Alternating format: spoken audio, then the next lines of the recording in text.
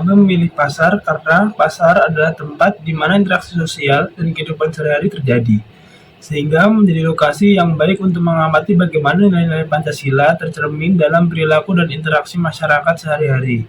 Ini memungkinkan untuk memahami bagaimana nilai-nilai tersebut diimplementasikan dalam konteks kehidupan nyata.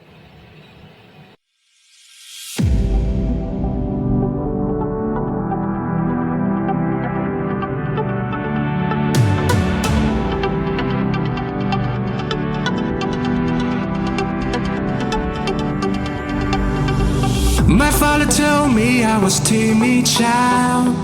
At school they said I had no style.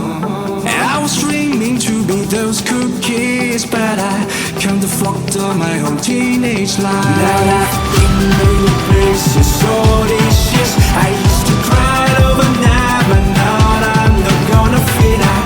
It's the store to show me where I go, just like a new you were. And I'm flurrying sounds and sounds and smiles. Oh, we're coming home tonight. You never know how to express your feeling, don't you? Oh, we're coming home tonight.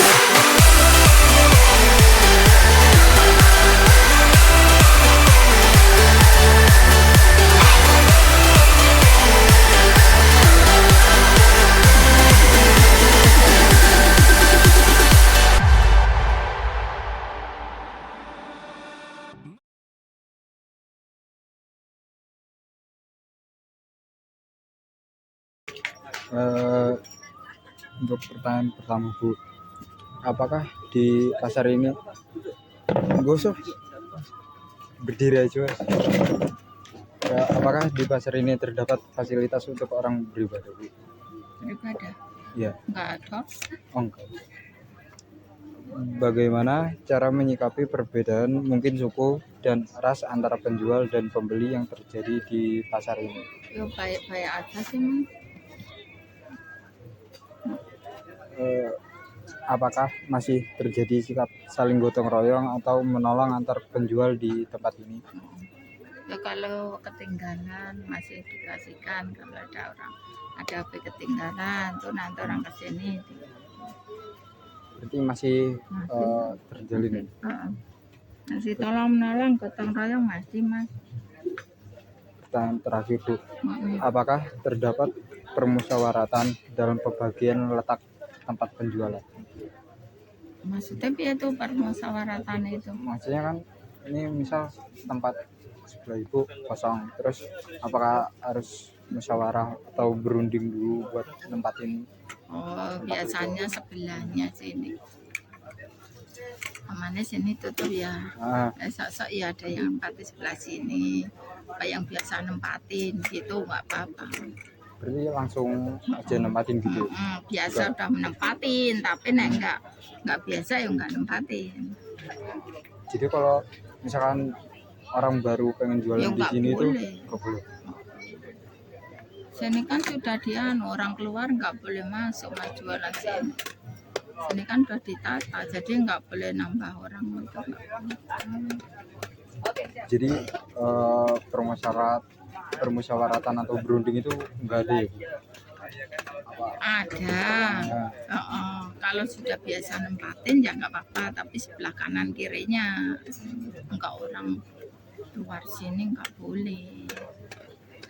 Udah Bu, makasih Bu atas waktu.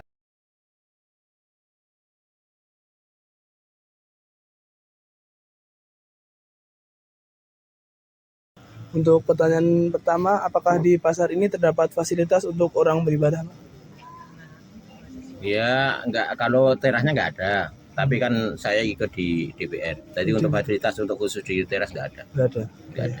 Untuk pertanyaan kedua, bagaimana cara menyikapi perbedaan mungkin suku dan ras antara penjual dan pembeli yang terjadi di pasar ini? Ya saling pengertian aja. Saling pengertian aja. Memahami sifat-sifat kan Indonesia kan berbagai suku, berbagai dan berbagai etnis. Jadi kita harus bisa pintar-pintar pandai-pandai untuk mengelola masalah. Untuk pertanyaan ketiga, apakah masih terjadi sikap saling gotong royong atau menolong antar penjual di tempat ini, Pak? Alhamdulillah masih. Untuk pertanyaan terakhir, apakah terdapat permusyawaratan dalam pembagian letak tempat penjualan, Mbak? Yaitu kalau masalah pembagian tempat kan masalahnya ini dinas. Dinas ya? Iya, dinas. Jadi sampai dinas sampai sekarang belum sempurna. Dan itu masih sampai sekarang masih dibahas. Masalah budaya validasi kemarin juga belum puas. Masalahnya tidak sesuai dengan harapan dari data. Sampai sekarang belum selesai, masih dibahas terus. Ya. Terima kasih, Pak. Iya, sama-sama.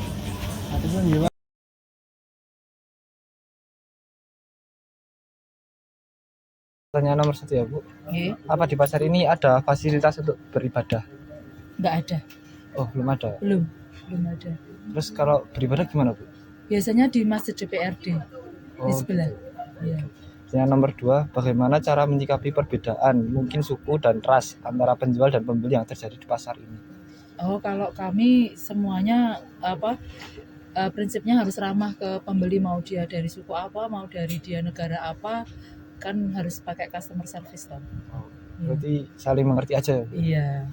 Oke. Nomor 3, apakah masih terjadi sikap saling gotong royong atau tolong menolong Ada. antara penjual dan pembeli? Iya, terus kayak kemarin mau menjelang 17-an kan kami ada lomba. Ini menghias setiap lorong itu atas dasar sukarela dari anggota, iuran serah berapa iurannya, kita gotong royong untuk menghias ini menjadi tempat yang lebih menarik istilahnya. Pertanyaan nomor 4, apakah terdapat permusyawaratan dalam pembagian letak tempat penjualan? Wah, ini yang agak berat. Kami penempatan di sini sebenarnya kan waktu itu undian. Ya. Tapi sebelum undian itu dibagi sudah ada manipulasi. Oh, gitu. Iya. Jadi tempat-tempat tertentu itu sudah di-booking. Oh, Ya, ada kecurangan. dinasnya Bu yang membagi itu dari mana?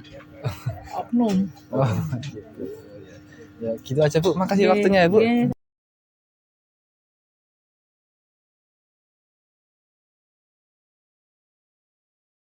Pasar ini memiliki dinamika sosial yang mencerminkan prinsip nilai-nilai Pancasila. Meski tidak ada kegiatan ibadah di pasar, umat Islam bisa beribadah saat waktunya telah tiba di masjid yang terletak di sebelah pasar. Hal ini menunjukkan toleransi antar umat beragama yang merupakan nilai Pancasila.